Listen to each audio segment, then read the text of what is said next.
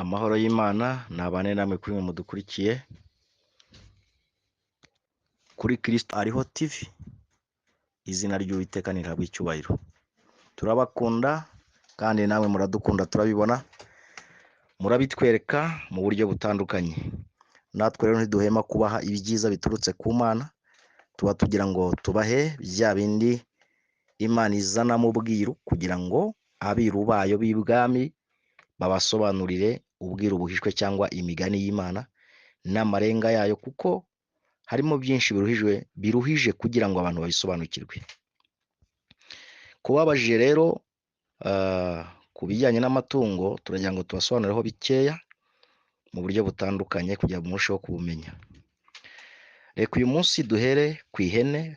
Ihene umuntu amenye icyo isobanuye ubwayo. Icya mbere, ihene isobanura ubuhehesi. Ubuhehesi. Kabiri, igasobanura nyine n'ubundi ubusambanyi. Iyo mvuze ubuhehesi n'ubusambanyi birimo ukubiri. Hari ukugira amaso y'ubuhehesi, hari no gusambana nyirizina. Mbonereho no kuvuga n'ijambo ry'ubwenge. Ubundi iyo umuntu ari gusambana, bisobanuye ngo ni ugusamba, nta tandukaniro ryaryo. Gusamba no gusambana biri mu buryo bumwe. Ihene ikongera igasobanura abadayimoni. Nicyo ihene ubwayo isobanuye nyirizina. Noneho iyo irimo ikiziriko, ikiziriko gisobanura imyuka mibi. Buriya ni kimwe n'umugozi wo kumanikaho imyenda uwo ari wo wose, usibye urusinga rw'umuriro, ariko indi migozi yose iba isobanura imyuka mibi, igasobanura ikibazo. Noneho iki kiziriko cy'ihene cyo kiba gisobanura imyuka mibi. Ihene ikongera igasobanura umuntu w'umuhehesi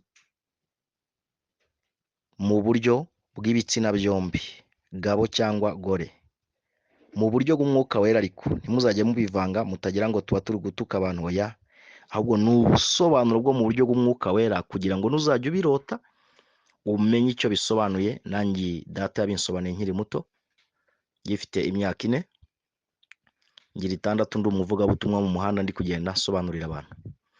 Ku muntu ukeneye kubimenya, ajya areba kuri izi mbuga zombi: Isoko ugasiga akanya, y'Ubwiru bwahishuwe, ibindi ukabifatanya. Kambisubiremo: Isoko ugasiga akanya, y'Ubwiru bwahishuwe. Urwo ni rumwe. Urwa kabiri ni Menya Ukuri Nonaha. Menya Ukuri Nonaha. Menya Ukuri birafatanye, nonaha ukwabyo. Reka twikomereze. Iyo ubibonye yiziritse mu gisambu, iriya mambo bayishingira, ibisobanura umugabane umupagani utizera Imana cyangwa udakijijwe, umugabane we aho uzarangirira kuri iyi si. Iriya mambo isobanura, ikanashushanya wa musaraba w'igiti bakora, akaziriko kaba kayiziritseho kaba gasobanura ka kandi batambika. Niyo mpamvu ya mambo iba ireba hasi no hejuru, bivuze ngo iva hejuru ireba hasi. Ni umugabane waho azakatirwa atazarenga. Kurya bayiteruza biba bisobanura kuzenguruka kw'imyuka mibi yitambagira, arizo bita roho mbi. Niyo mpamvu ihene buriya ishushanya umupagani utizera cyangwa se umuntu udakijijwe. Kuko buriya ihene ntabwo isobanura kimwe n'intama. Wapi? Intama yisobanura umukristo wizera. Kugira ngo dukure abantu mu rujijo, reka mbasigire umurongo muzasoma w'itandukaniro, kugira mubone neza ibihamya by'ibyo tuvuga ko biba binanditse. Ikintu cyose bashyizeho ubuhamya bwacyo. Uzasome mu butumwa bwiza uko bwanditswe na Matayo, ibice 25, uhere ku murongo wa 31. Naho wasoma iyi mirongo ingahe nta kibazo, cyangwa se ukakirangiza. Uzanahasanga n'uburyo ki konte cyangwa uburyo Imana ikorera mu bantu, ukaba ushobora kudafasha umuntu kandi ari Imana wanze gufasha. Reka twikomereze.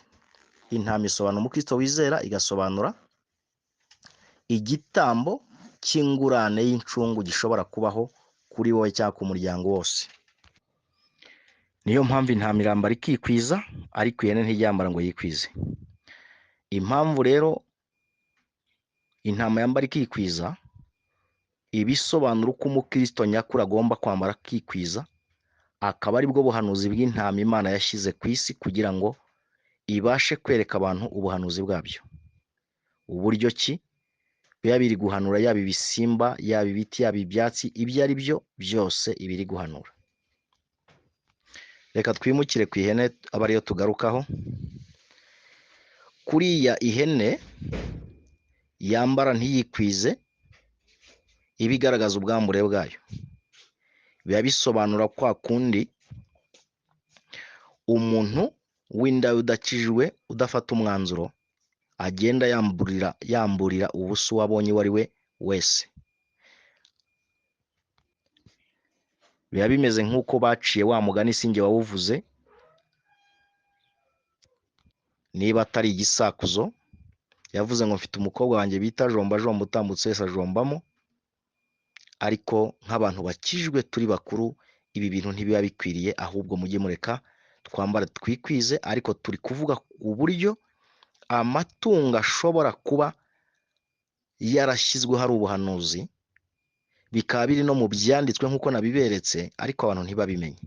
Niyo mpamvu ihene azazishyira mu kuboko kumwe, izindi n'intama mu kundi, nk'uko mwabyisomeye, muzabisoma muri uwo murongo mbahaye, ugasanga harimo itandukana Imana yagiye ivuga, nk'uko yabigaragaje hariya igihe Aburahamu yajya gutambura mwana w'igitambo, ariko akabona habonetse umwana w'intama wafashwe amahembe mu mikeri, aza ari nk'igitambo.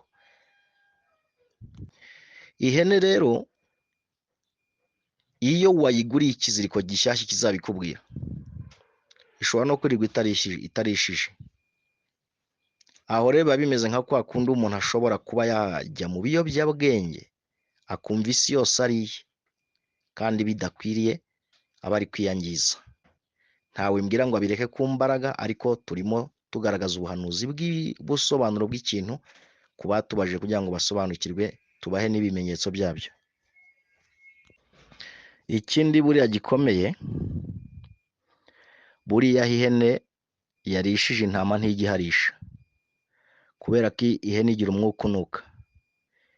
Biba bisobanuye ngo ntago imirimo mibi umupagani akora umukristo yemereye kuyikora. Hari ibyo abujijwe, umukristo abujijwe, kandi umupagani abyemerewe.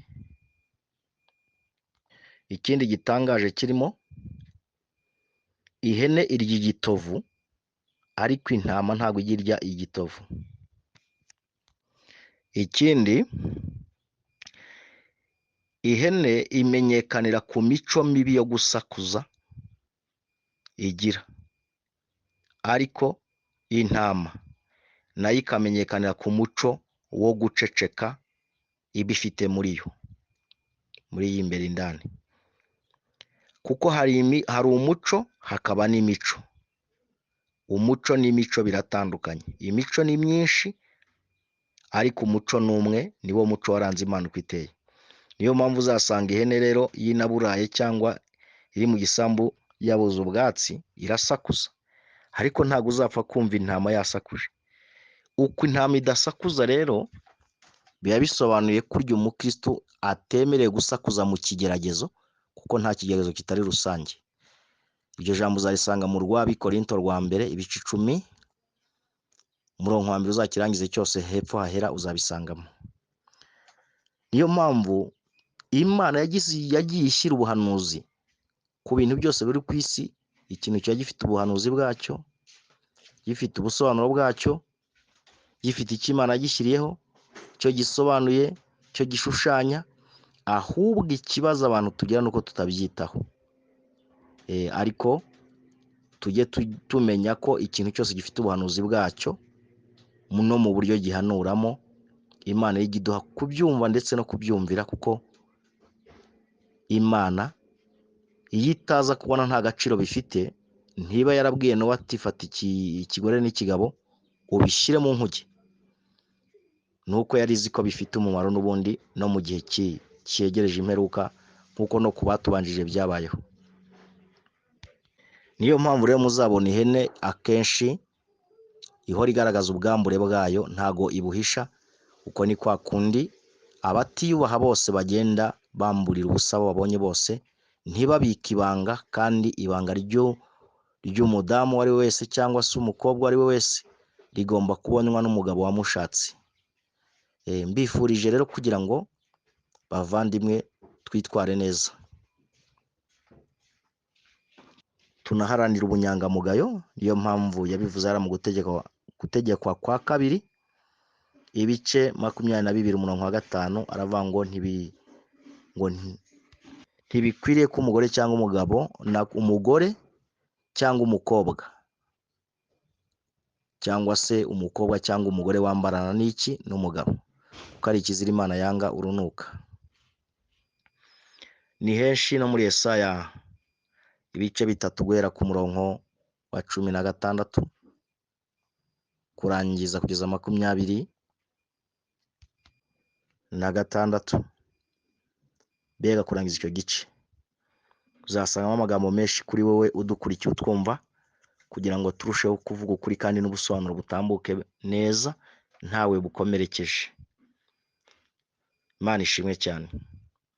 Reka rero twimukire ku itungo bita ingurube, ku batubajije ati ingurube ariko isobanuye ikiho? Icya mbere, ingurube isobanura ibintu byinshi bitandukanye kandi bibi. Icya mbere, ingurube isobanura Satani. 2 igasobanura ubusambanyi. 3 igasobanura imyuka mibi. 4 igasobanura abadayimoni. Impamvu mvuze imyuka mibi n'amadayimoni ni uko Satani agiramo amatsinda. Hari naho ingurube rero ibisobanura umuntu muri cya gihe wa muntu w'umuhehesi. Niyo mpamvu Imana izakuzanira ingurube kandi ikabikubwiye umuntu kandi ubonye ingurube. Bibiliya yo ibita ngo ni abagabo bomboka bajya mu ngo z'abandi, n'andi mazina ibita ntiriwe nsubiramo. Ariko igihe cyose uzarota ubona ingurube iri kukurya cyangwa iri kuza uruhande rwawe, ujye umenya ngo ni ubusambanyi Imana ishobora kuba iri kukubonaho cyangwa bugiye kukuzaho. Ushobora kuba warabukoze cyangwa ugiye kubukora. Ushobora kuba ugiye kugwa muri uwo mutego cyangwa warawuguyemo cyangwa ugiye kuwugwamo. Ingurube rero z'ibyana ntoya ziba zisobanura ubusambanyi bukiri kure, butarafata intera nini. Ingurube ikuze ibisobanura ubusambanyi bugeze ku rwego rurenze kandi rutari rwiza. Noneho twa twana tw'ingurube iyo tuvanze turi kumwe na nyina, hari aho turiya twana tw'ingurube, biriya bibwana by'ingurube byongera bigasobanura kwikinisha mu buryo bw'imyuka mibi iba iri kugutera. Kubera ko kwikinisha n'ubusambanyi bifitanye isano, nubwo biba bitari gukorwa kimwe ariko bifitanye isano. Niyo mpamvu rero ingurube isobanura ibyo ku wayirotaga. Iyo urose iri kukurya ni ubusambanyi buba bugiye kukubaho, cyangwa se akaba ari nk'umuntu uba ugiye kuguta mu mutego w'ubusambanyi. Ntabwo iba ikiri ingurube, ahubwo biza ishushanya ko ari umuntu ugiye kuguta muri uwo mutego w'ubusambanyi cyangwa kukugusha mu cyaha. Ni iki ingurube isobanura ku batubajije, kugira ngo musobanukirwe icyo bisobanuye. Impamvu rero dufasha amatungo atandukanye ni uko bamwe bagiye bayatubazaho, ariko ubundi tumenyereye kugenda dufata ibintu bihuye tukabihuza, tukabivuga ibisobanuye kimwe. Ariko niyo mpamvu ngiye mfata ikintu kimwe mu mwanya wacyo, ikindi mu mwanya wacyo. Nitubona uburyo dufite ubushobozi tuzakora ama episode atandukanye mu buryo bwabyo.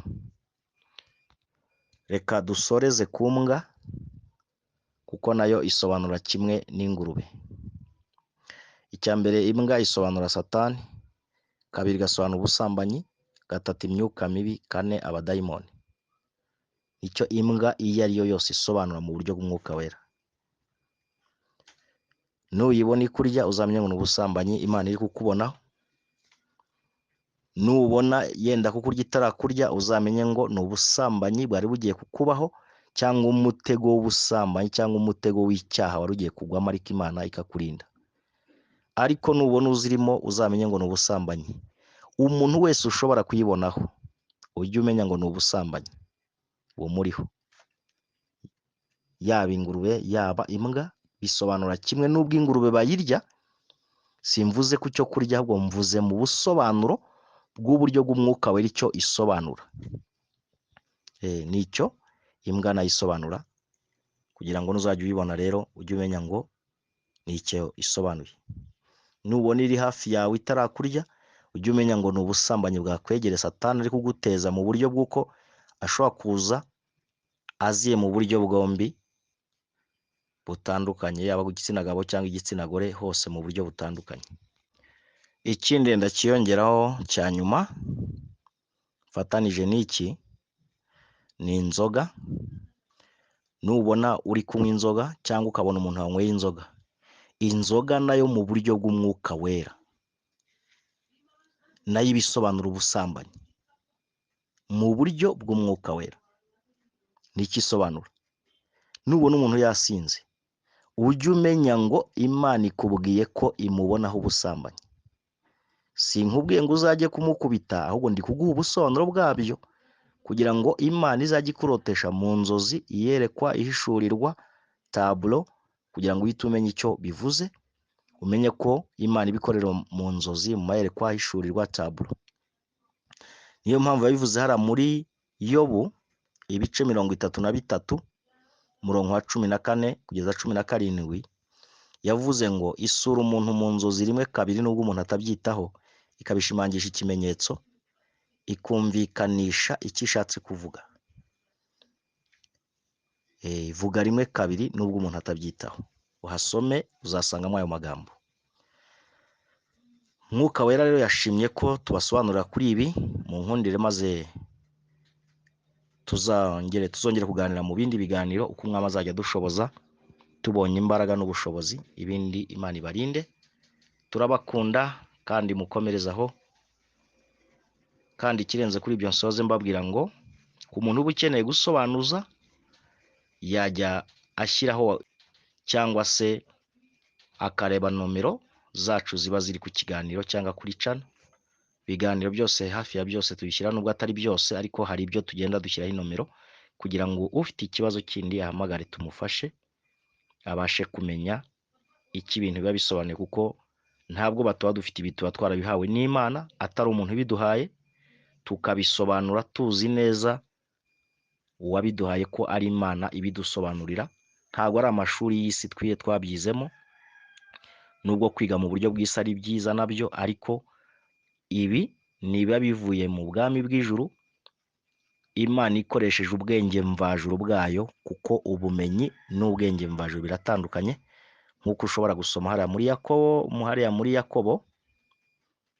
Yakobo igice cya mbere guhera ku murongo wa 16 kugeza 18, yaravuze ngo gutanga kose kwiza n'impano iva ku Mana ituruka kuri Se w'imicyo.